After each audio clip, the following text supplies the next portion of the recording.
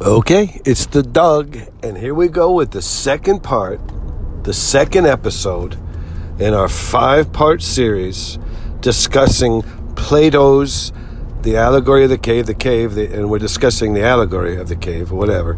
But I'm sure everybody's read it, or they've watched Orson Welles narrate it on PBS. We're all set to go, and we're going to dive right in. We're not going to waste any time. We're going to start off this lecture at the point where Socrates, and you all know who Socrates is now. Everybody knows who Socrates is. So if you don't know who Socrates is, you didn't look up the Allegory of the Cave and read it.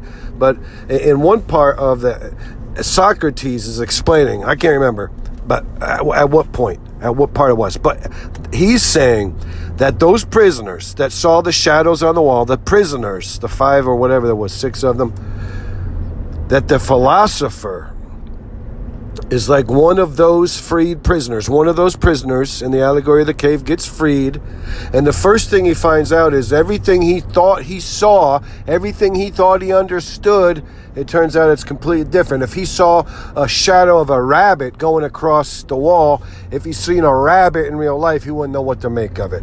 If he saw a chariot, a shadow of a chariot and a horse going across the wall, when he's seen the real deal out in the sun, 3 dimensions, he wouldn't even know what to make of the horse or the chariot.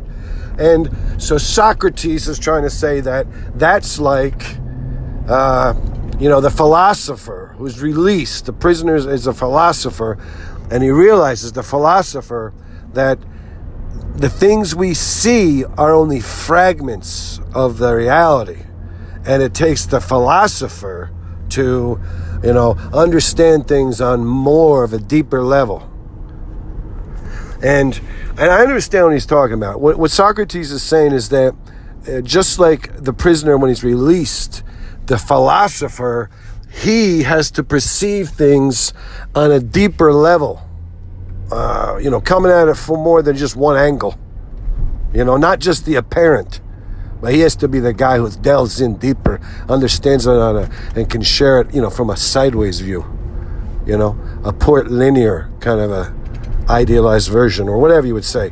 But you got your point of view is, you're understanding it in a way that lets you understand it better, And it's just like the dogs. I know exactly what Socrates was trying to say, because it's just like the dogs. And most people don't know this, but the dogs, they kind of have that same kind of thing, only it's where dogs always know who the best person is. Dogs are a perfect barometer or meter or a gauge of goodness, because the dogs always gravitate towards the good people. If you got 5 people in a room, the dog's going to always wind up with the good one. It might take a couple weeks or a couple months or whatever. It might take a few hours, but the dog's always going to figure out, especially every time, who the good one is.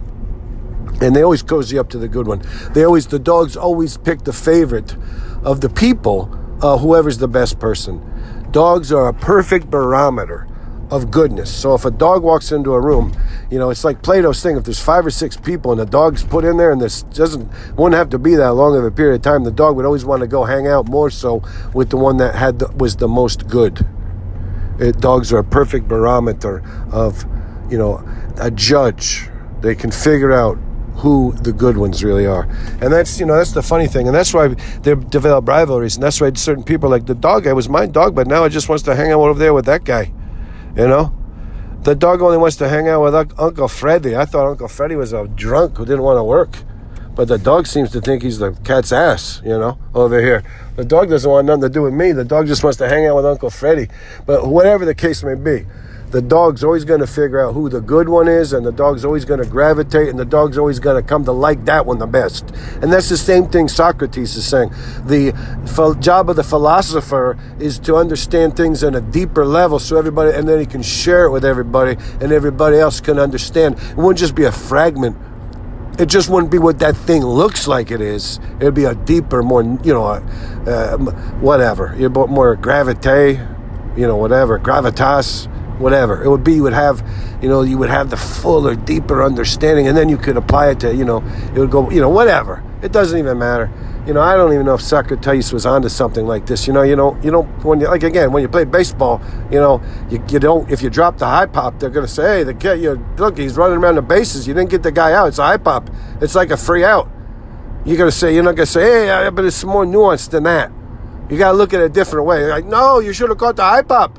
Now the guy's just running around the bases. We're going to lose the game. You should have caught the high pop. Yeah, you're right. I should have. But if you look at it from a different angle, a different point of view, maybe it's better I didn't catch the high pop. And now everybody's going to say, yeah, you know what? In this case, no. It would have been better if you caught the high pop. We're going to lose. You're like floundering here. You're like a moron. Try to judge the ball and run under and catch it with your mitt over here. You can't catch a high pop? There's no sun out. What's the problem? Just a high pop. It's the easiest thing there is to do. It's easier than catching a grounder. It's catch a high pop. You just run underneath it and stick your glove up. Gee. And no one wants to hear about it. It could be better that I dropped it. No, it's not. So maybe Socrates is wrong. I don't know. But that's the whole point of the allegory in the cave and this episode. And that will draw to a conclusion, this episode. The point of this episode is maybe Socrates was right, maybe he's wrong, maybe understanding things at a better level is a better way to do it. I'm not trying to say either way. But I do know this, that if you stick a dog around 3 or 4 people, the dog could show up for years getting treated to liver and bacon for dinner twice a week. And that dog is going to leave that guy and go to the best guy in the room, whoever the nicest, the one who's the most good. Not the most rich, not the funniest, not the best looking, the one that is the most good. That's who the dog's going to go hang out with. And it's the same thing, as that, the allegory of the cave thing. It's almost the same thing that Socrates was saying, but it's kind of different. But, you see what I'm saying. But that will draw to a close this second episode of our series of lecture. It's a series of lectures. All based on coming to a deeper, fuller, richer understanding of Plato's The Allegory of Cave. And I hope everybody will reread or watch it again on PBS, because we want to delve in even deeper and understand it even better next time. In the third episode, it's going to be, you're going to want to have at least brushed up a little bit. You're going to want to be ready, because we are going to be delving, to more along the lines of what like the experts get into on the third episode. So until then, my friends, here's hoping that you love Plato's Allegory of the Cave just as much as I do.